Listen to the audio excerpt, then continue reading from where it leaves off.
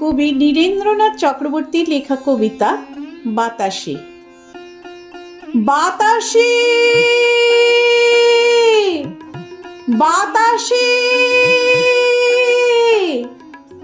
লোকটা ভয়ঙ্কর চেঁচাতে চেঁচাতে ঘুমটির পিছন দিকে ছুটে গেল। ধাবিত ট্রেনের থেকে এই দৃশ্য চকিতে দেখলুম। কে বাতাসি? জোয়ান লোকটা অত ভয়ঙ্কর ভাবে তাকে ডাকে কেন? কেন হাওয়ার ভিতরে বাবরি চুল উড়িয়ে পাগলের মতো বাতাসে বাতাসে বলে ছুটে যায়? টুকরো টুকরো কথাগুলি ইদানিং যেন বড় বেশি গোয়ার মাছির মতো জ্বালাচ্ছে।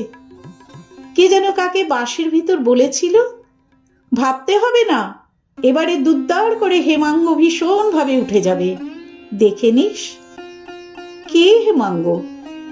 কে জানে এখন সত্যিই দুদ্দার করে কোথাও উঠে যাচ্ছে কিনা।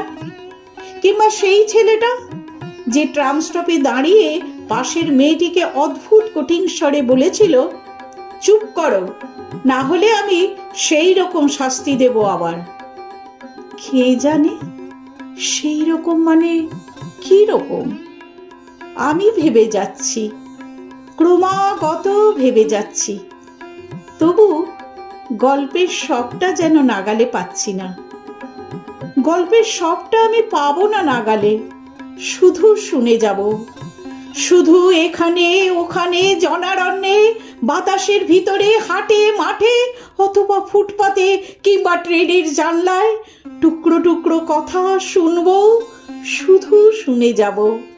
আর হঠাৎ কখনো কোনো ভুতুড়ে দুপুরে কানে বাজবে বাতাসে